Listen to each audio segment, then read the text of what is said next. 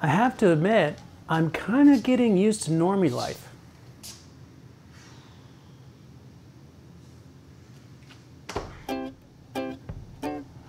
I didn't think I was going to get back into it so easily, but I guess old habits are hard to break. I can openly admit that the comforts of living in a home are quite nice, but I know in my heart my dreams for travel and for adventure and exploration far, far supersede any of the comforts that I can have living a normal lifestyle. I think one of the things that keeps me going is the support that I receive from so many people. Whether it's your comments online, or it's people that call or text me, or sometimes, occasionally, people who want to help me out financially. It feels good to know that there are people out there that care about you, that want you to succeed. Yes! Oh my God, that's what I'm talking about.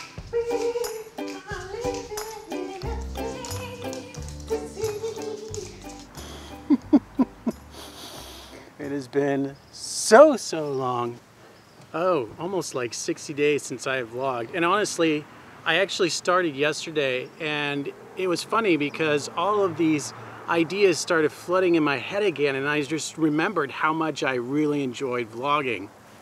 I do miss it. I miss it. Speaking of, this right here, this is what I like to call the wall of inspiration.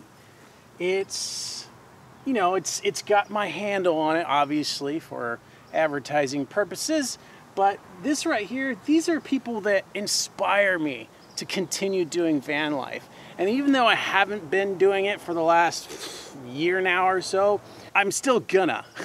That's basically the way I'm putting it. I'm gonna. It's gonna happen. I'm not giving up on it. It's still my dream. I'm still doing it. Okay, so this right here is Driving Home Dreams. He had this really cool and unique truck, and I don't remember exactly what kind of version of a truck it was called, but it was dope. And the thing that stuck with me not only was his dope personality, but that he had his wheels painted red, which inspired me to paint my wheels red during Christmas of last year. Was it last year or the year before? I can't even remember. It's been so long. It was the year before. So yeah, anyways. So yeah, that's why this sticker is here. And then Bound for Nowhere. Bound for Nowhere. I followed these two for years before I even got into van life. And I finally got to do a tour with them working for Tiny Home Tours. So their stickers, this is a really special one for me because it felt like I was coming full circle. And that was just such a beautiful thing. And then we've got Bus Life Possible. And you know, that's Cole and Monica. Sadly, they're not together anymore, but I'm also happy for them at the same time. They actually don't even have their bus anymore. They've both gone their separate ways, and Cole is now, he's got a channel called Hieronymus Cole. I don't think I'm saying that right, but super rad dude, very, very funny. Definitely watch him. And then of course I have my hide and seek champion Bigfoot, because someday I will see Bigfoot. It's gonna happen. I'm probably gonna do Bigfoot hunting, probably somewhere around my 50s when I have time, but that's definitely in the books in terms of like things that I want to do with my life. For real. Okay, then we've got a Van de Groot. So this couple, they were Canadians that I shot at a Schoolypalooza last year, not year of 2020, but 2019. They gave me this super cool sticker, and they just stuck with me because they were super nice, and they've been so helpful with me. They've been like a second family to me, and I'm so grateful to have them in my life. And they're also avid beer drinkers, which I can relate with because I love beer. Very specifically, I like double IPAs. I like it strong. I do. And then Ray Outfitted. Now, Ray Outfitted, you know, they had a nice clean van, but really what I liked was that they were still aspiring to do something within the van life community, but still, they ended up opening up their own garage, and then now they're doing builds of vans, and I just dig that. I think anybody that does something related to the van life community that helps other van lifers is rad in my book. So this is the next sticker, okay? Fandom Acts of Kindness by Happily Traveling Ever After. If you remember Happily Traveling Ever After, I shot them, God, just a couple months ago out there in the desert by the windmills. They had the black Sprinter van. Is it a Sprinter? I think it's a Sprinter. It's a Sprinter. She started this Fandom Acts of Kindness after the death of her son, and it has just blossomed into this whole movement. They sent me this sticker, and it is gonna go perfectly right here. I can't wait. It feels like I have this completion of inspiration. I'm kind of sad because I know I probably want to put more stickers on there, but I don't want to block my view of like being able to see behind me. So I'll have to figure something out. But can't mess this up. You only get one shot to get it right, Travis. That looks pretty good right there.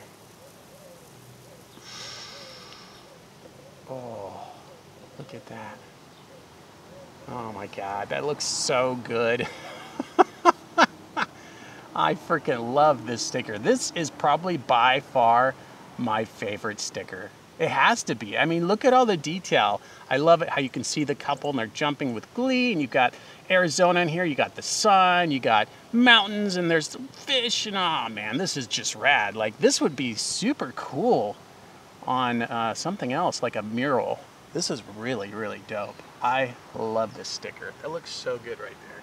Speaking of things that have changed since the last time you guys saw me, my hair has gotten a lot longer, which is awesome. I love my hair. In fact, it looks amazing after I wash it.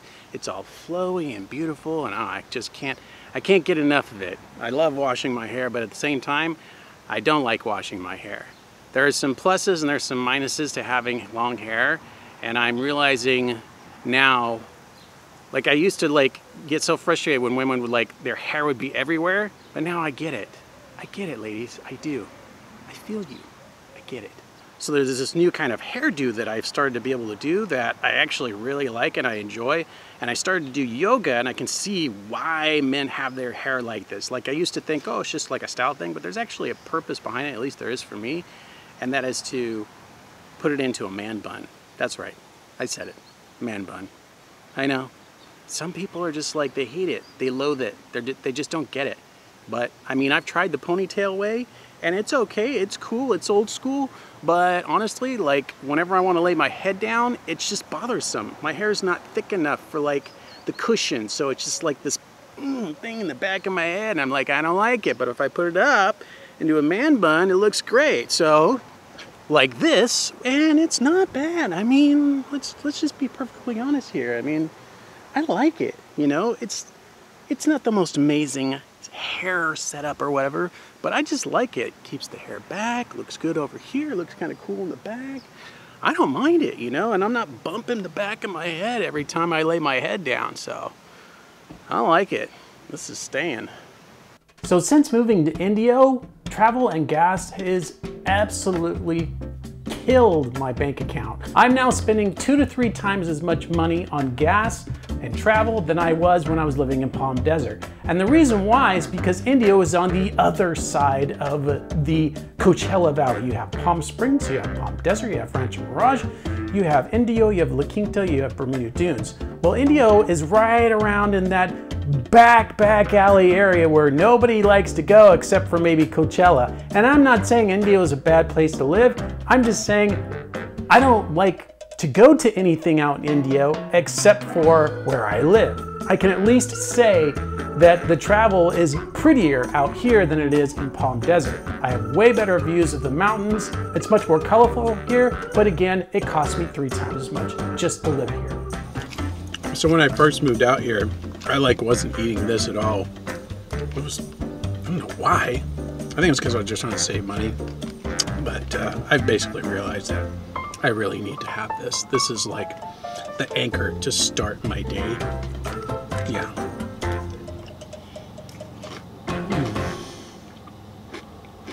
Like some people have coffee. You have to have coffee. It's a must. In order to start the day, to get the wheels spinning, they gotta have the coffee. And I completely get that, you know. But this, for me, my fruit bowl, it's a must. This is how I start my day. It's a necessary part of my happiness and my joy and my glee. I'm ready to start the day.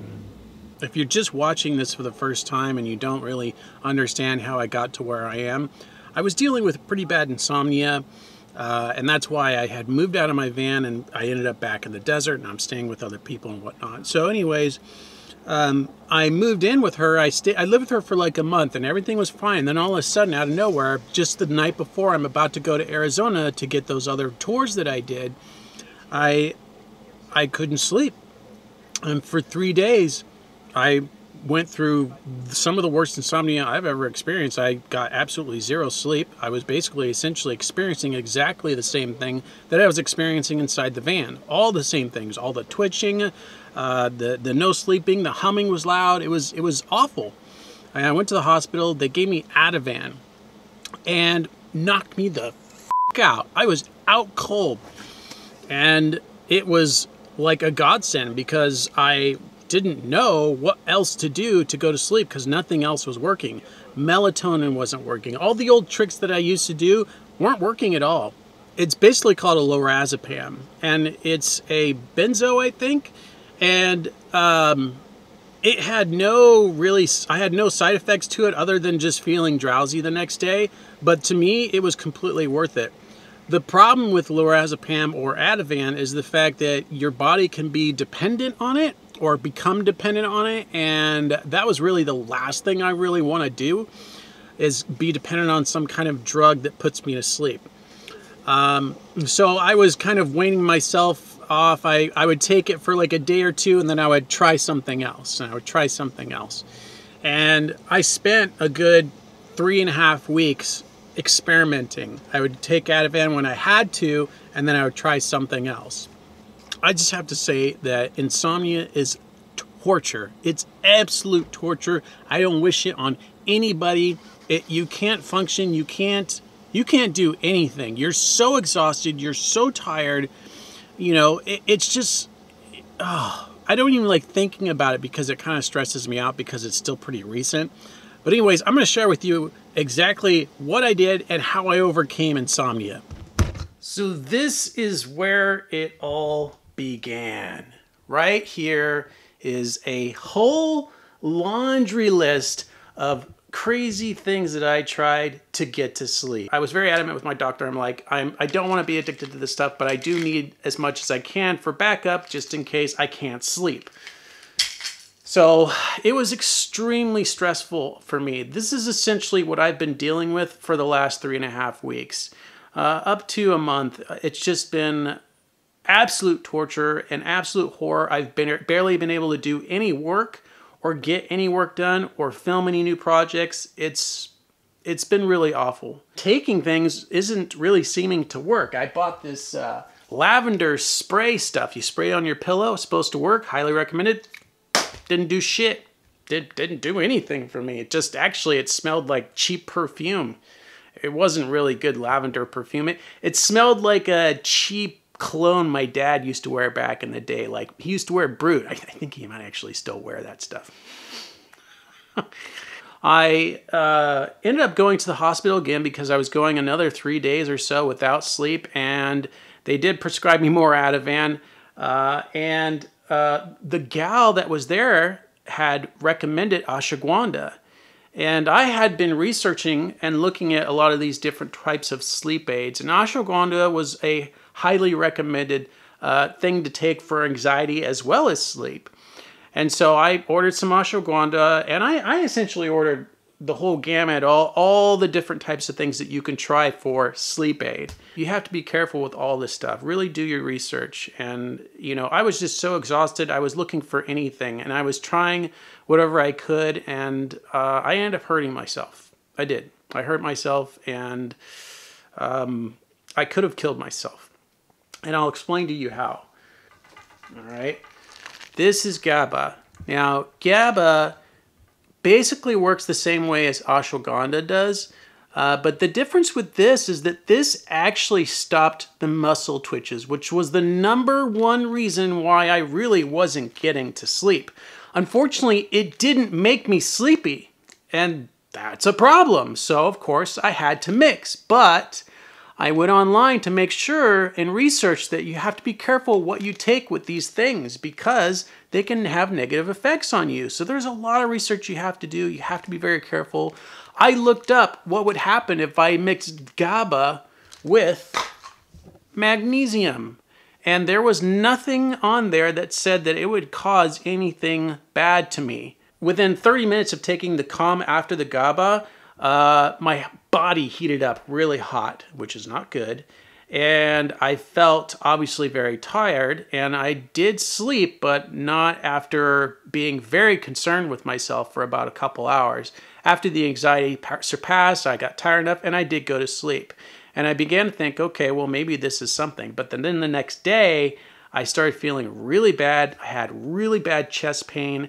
And then by the end of the night, I was back in the ER. I actually got to a point where I was getting used to only getting 2 or 4 hours of sleep, believe it or not. I was getting used to that. But the only way that that was possible was by taking the ashwagandha. Now, I'm not sponsored by anybody. I'm not getting paid by anybody. I'm just telling you my personal experience and what actually worked for me. But getting through it with the anxiety and the stress, this absolutely, I highly recommend taking this stuff. Then a miracle happened. I was doing push-ups in my bedroom, and just across the way from me is a bag of books that my roommate had sitting in there, just some stack of books that I saw. And right in the corner of my eye, I pick up this book. And I see it and I look and I'm just like, what is this? There was something about this book. I just immediately, my eyes were drawn to it. This was while I was going through the whole experience. I knew I had to grab it. I knew by looking at this that this was like a divine intervention, that I needed to see this book, right? So I grab the book, I open it up, I take a look, and I'm just like, huh. And it immediately starts to like capture my attention because there are keywords in there and there are things that are starting to like make sense. And I didn't immediately pick up on like what was my issue, but I felt like there was some knowledge in here that I could gain from reading this book. Lo and behold, sure enough, he has information in here about insomnia. His name is Anthony William, and he has a book called Medical Medium. And this book changed everything. Because the body is so complicated, it's not just one thing, but I can say for certain that one thing was the thing that got me out of insomnia. And believe it or not, it was celery juice. Every morning I drink 16 ounces of celery juice. It's the first thing I have in the morning before anything else, before I have my breakfast, before I have any food. That's what I have. And believe it or not, doing that one time, I slept like a baby. And I have been sleeping like a baby since then because my body is able to detox all of the toxins that are in my body right now. There's a lot of information and knowledge in here that I just didn't even know about. This whole time, I thought I was eating healthy. I thought I was taking care of myself. Well, it turns out I was poisoning myself. I'm definitely planning on doing more about this in my next episode because this guy basically saved my life. This actually worked out pretty good for me. There's this little ravine right here in front of the house where I can set up as many stones as I like, but I have to be careful because there are, you can see right here, there's a couple of ducks. There's a little family also. I think that's the mama bird, and then you've got the little ducklings over there in the bush. These two are like trying to fight me off. I don't want to, you're fine, I'm not gonna do anything, but yeah. They're so cute, the cutest little ducklings you've ever seen. Oh my gosh. There used to be 8, I think there's only 6 now. Because some of these male ducks, they'll like attack the bird or the little chicks and kill them because I guess it's like a territory thing. It's really sad. But I can see now there's a couple of male ducks that are protecting, so that's really cool. So yeah, this is kind of like my little zen space where I share with nature, and I come here and I clean up the trash that people throw out here for whatever reason. And then on the other side, it's even prettier, but there's not as many stones to work with. But yeah, this is this is where I've been doing everything, and I love it. And I could come out here every day and just kind of be with nature and be with peace. It really helped me through the tough times. You know, it helped me get through my insomnia. It helped me get through just the overall depression of feeling like you can't do anything for yourself, you know. It's hard. It's probably one of the hardest things I've ever been through in my life. It's right up there with the COVID, with being sick. It's right up there with that. And I'm just trying to get through it. But I know I'm gonna heal through it. I know I'm gonna beat it. But I do like wearing my hair down, but that's only for like special occasions. You know, special lady friend comes into town, I'm like, hey, what are you doing? Right?